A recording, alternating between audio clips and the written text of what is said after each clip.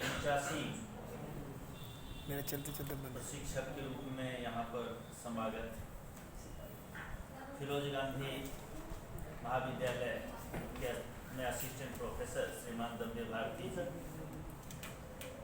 और जिनको हम लोग बहुत पहले कोरोना काल में जिनसे परिचय हुआ है ऑफलाइन नहीं ऑनलाइन माध्यम से, ऐसे श्रीमान रामकिशोर जी का मैं किस मुख से स्वागत करूं और उनके लिए क्या कहूं, वाणी विरुद्ध हो जाता है। और मैं इस बात को कई बार कहा, यहाँ अंशु गुप्ता भी बैठे हुए। उस समय ये हम लोगों ने सोचा था कि दो कक्षा दोनों प्रशिक्षक यहाँ पढ़ाएंगे, क्योंकि एक घंटा की एक कक्षा थी। तो यदि कोई व्यक्ति 2 घंटा पढ़ाता है तो 4 घंटा पढ़ता भी।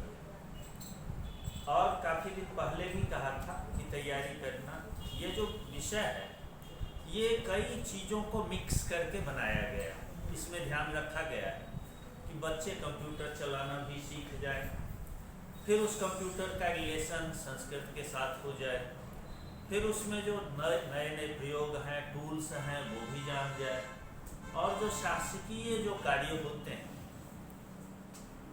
और उन कार्यों से जहाँ जहाँ छात्रों का संबंध होता है उन सभी चीज़ों से ये प्रशिक्षक दक्ष हो जाए। इस प्रकार का एक ऐसा ये पाठ्यक्रम गठित किया गया। इस पाठ्यक्रम को पढ़ाने के लिए एक बहुधंधी जिसको कहते हैं, बहुमुखी प्रतिभा का धनी, इस प्रकार के व्यक्ति की आवश्यकता होती है। यहाँ कक्षा 6 की भी पुस्तक और यहाँ पर जो नए अब रिसर्च के बारे में भी आता है, उस ढंग के भी पाठ्यक्रम को यहाँ रखा गया है। ऑनलाइन लर्निंग रिसर्च के प्लेटफॉर्म, ई पुस्तकालय, अर्थात सब कुछ इस पाठ्यक्रम को है। अब इस पाठ्यक्रम में जितना इसका विस्तार है, इसको पढ़ाने के लिए, तैयारी के लिए समय चाहिए। तो ये सोचा गया कि जो प्रशिक्षक आएंगे वो प्रशिक्षक 2 घंटे पढ़ाएंगे और उसके बाद दूसरे प्रशिक्षक फिर पढ़ाएंगे, 4 घंटे पढ़ाते हैं।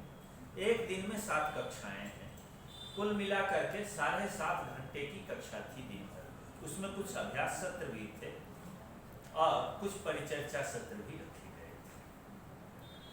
हम लोगों के परम आदरणीय और संस्कृत को कंप्यूटर की भाषा बनाने वाले लैंग्विस्टिक के परम विद्वान, उनका आत्मनामो गुरुर्नामो नामाति कृपणस्य च कहा गया है।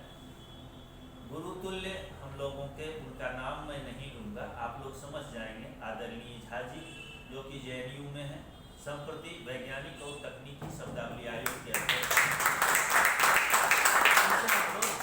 कि आप किन्हीं 2 ऐसे शिष्यों को दे दें, 2 व्यक्तियों के नाम का सजेशन करें जो यहाँ अध्यापन कर सकें। इतनी व्यस्तता और इतने बड़े पद पर होने के बावजूद बिना समय गंवाए उन्होंने अपने शिष्यों से बात की, सबकी व्यस्तता जानी और अंत में जाकर के आप दोनों लोगों का नाम सजेस्ट किया कि ये जाएंगे।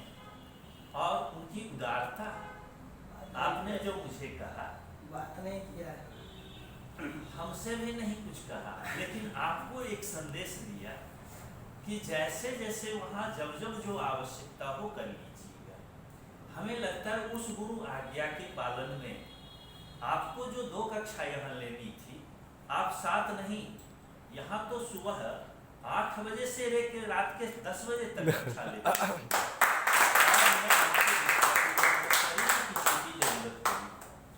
इतना अथक परिश्रम और हर विषय की सामग्री आपने हम लोगों को दी, हर चीज आप पढ़े हुए थे। पाठ्यक्रम हम लोगों ने बनाया था, यहाँ के एक्सपर्ट ने बनाया था। आपको केवल प्रतिदिन किन किन बिंदुओं पर पढ़ाना है ये केवल बता दिया गया था, और वो जो पाठ्यक्रम है, और इतने जल्दी आप कितनी तैयारी करके आए होंगे। जरूर आपके गुरु ने आप में वो मेधा देखी होगी, आपको उस रूप से तैयार किया होगा कि जब जहाँ जैसा हो खड़े हो जाओ, मेधा तो आप में है ही। तो ऐसे प्रशिक्षक हम लोगों के बीच में हैं। आपका स्वागत।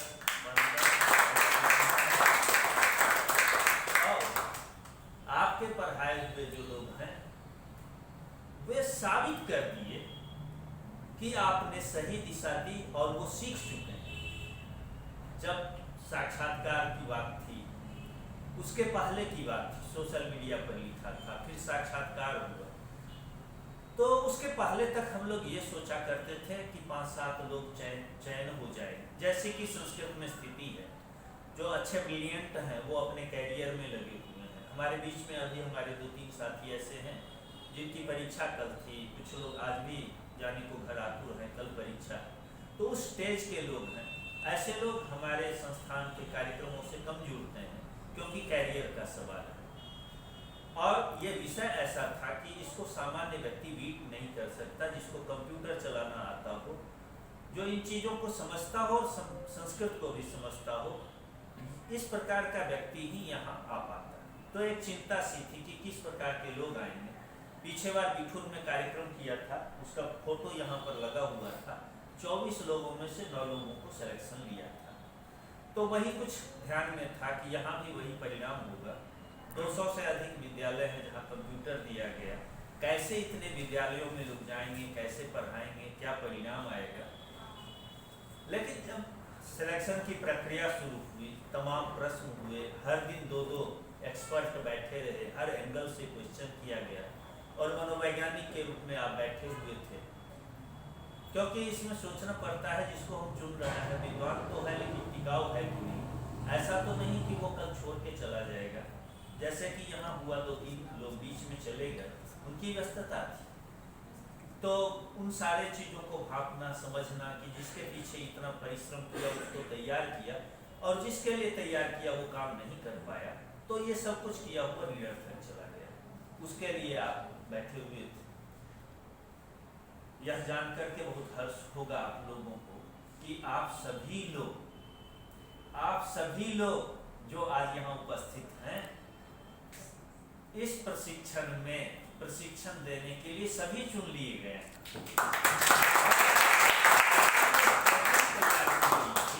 वो ऐसा कि पहले दिन कहा गया पीपीटी बना के दिखाइए।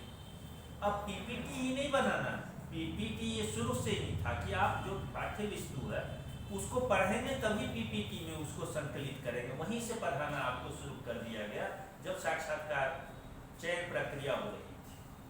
और उसके बाद फिर आपको यहाँ पढ़ाया गया, कहा जो पढ़ाया उसका पीपीटी दिखा दीजिए। आप कितना समझ पाते हैं। आपने पीपीटी में सम्मिलित किया, उसको फिर पीपीटी ठीक कराया गया। अब एक लगा कि पीपीटी तो जान गए और ये कर सकते हैं, लेकिन अब चलो गूगल डॉक्यूमेंट पर इनको ले चलते हैं, ताकि कल जो कम्युनिकेशन की स्थिति है, आपको टंकन सिखाया गया, ध्वनि मुद्रण सिखाया गया, तो उसको छोड़ दिया गया और दूसरा चैलेंज आपको दे दिया गया। जब आपने इस चैलेंज को स्वीकार किया, थोड़ा किया, इसका स्पेस बढ़ा दिया गया फिर कि नहीं, अब 5 दिन तक जो पढ़ा वो कितना स्मरण है उसको लिख लीजिए आप। वो यदि आप लिख लेते हैं तो आपको पढ़ाने में सहायता होगी। तो कक्षाध्यापक साथ में आपसे अभ्यास कराना, डिस्कस करना, और रात में 2-2 बजे तक जो आपने परिश्रम किया उसी का प्रतिफल है कि इतने कम दिनों में 25 से 30 दिन के पाठ्यक्रम को आप पढ़ें। हमारे प्रशिक्षकों के लिए मैं शब्द नहीं व्यक्त कर पा रहा हूँ। उत्तर प्रदेश संस्कृत संस्थान से आप लोग हमेशा जुड़े रहेंगे, आपका स्नेह बना रहेगा। वस्तुतः संस्कृत में इस प्रकार के पाठ्यक्रम की आवश्यकता है। जब हम लोग प्रशासनिक कार्यों को करते हैं, किसी संस्था को चलाते हैं, कम्युनिकेशन करते हैं, किसी योजना को धरातल पर उतारना चाहते हैं संस्कृत के लोगों के लिए, तो काफ़ी कठिनाई आती है। जहाँ पर computer, internet, high speed data के साथ जुड़े हुए लोगों से संवाद स्थापित करने में कठिनाई होती है, क्योंकि उनके पास या तो डिवाइस नहीं है, या चलाना नहीं जानते हैं, या तमाम तरह की चुनौतियाँ उनके साथ है। संस्कृत संस्थान उसको समझा, कंप्यूटर दिया और उसको आज के आधुनिक समाज के साथ जोड़ रहा है। उनकी जो शिक्षा है, पाठ्यक्रम है, उसके आधुनिकीकरण की ओर हम लोग बढ़ रहे हैं। और एक जो आधुनिक समाज है वैसा समाज संस्कृत क्षेत्र में भी हो, यहाँ के लोग भी रोजगार के लिए उन्मुख हों, उनको भी रोजगार मिले। कंप्यूटर सीखने के बाद सरकार की मंशा के अनुकूल हम लोग काम करें। नई शिक्षा नीति में जो निर्देश आए हैं, या जो शिक्षा की व्यवस्था, ऑनलाइन कोर्सेज का जो विस्तार हो रहा है, और लोग तो घर घर पहुंच जाएंगे, पिछड़ जाएंगे यदि हम भी ऑनलाइन कर लेते हैं। आप जानते होंगे संस्कृत संस्थान घर बैठे ऑनलाइन संस्कृत संभाषण सिखा रहा है। इस प्रकार के हम लोग भी परियोजना कार्य कर रहे हैं ताकि हम भी लोगों को छात्र केंद्रित व्यवस्था सृजित कर सकें, ऑनलाइन व्यवस्था सुचारू रूप से चला सकें। तभी हम अपना प्रसार कर पाएंगे, तभी हम अपना पांव धरातल पर टिकाए रखेंगे